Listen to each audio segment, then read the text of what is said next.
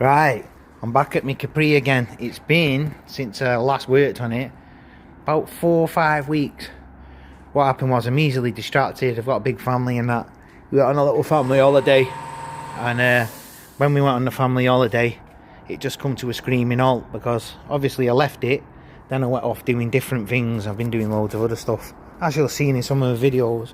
So we've got welded up there, we've got welded up here, we've got welded up behind there, but it seems sealed, you can't see it now.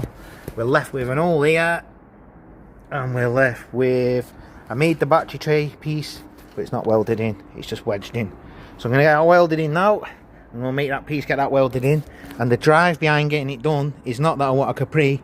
The drive behind getting it done is, I've got to start thinking about winterizing the place and getting stuff that's on the yard inside the building.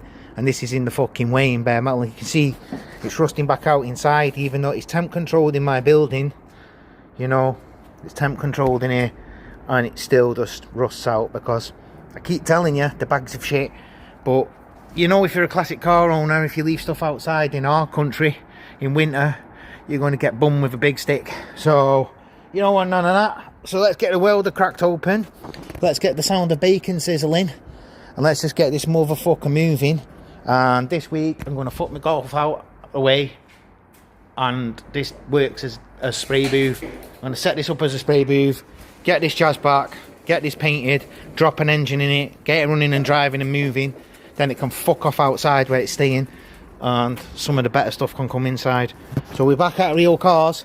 I've got some track day stuff to put up as well, but it's just fucking editing it and all that. Every time I sit down to edit it, one of the kids or the missus is shouting me. It's just fucking constant. So yeah, I'm not in a race, I'm not competing against anyone. I'll get there when I get there. We've got loads of footage, so yeah, see you shortly. Right, 5 minutes in, and we got rid of the rotten piece.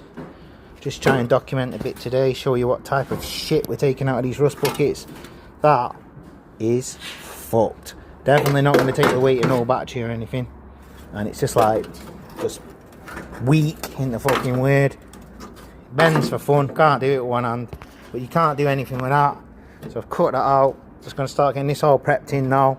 Weld the piece I made in, and that's this corner solid, and the battery not falling out of it. Remember, we're just making a quick street rod here. We're not pissing about trying to win no shows or nothing like that.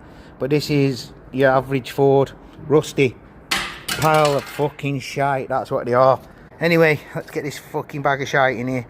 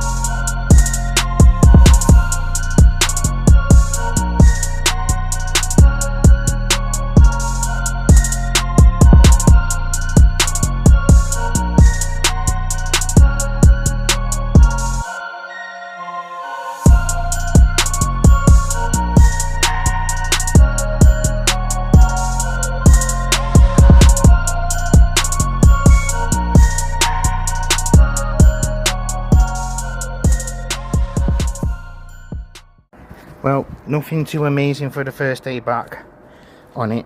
Got this battery tray in.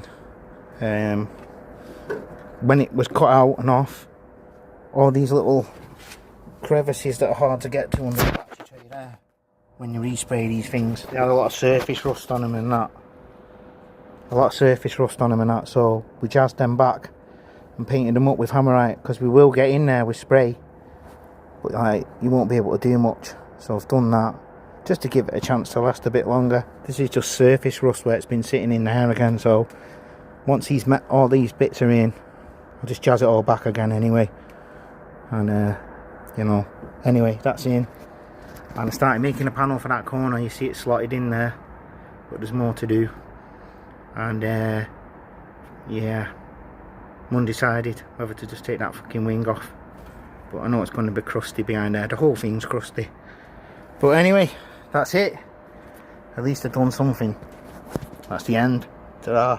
Till next time.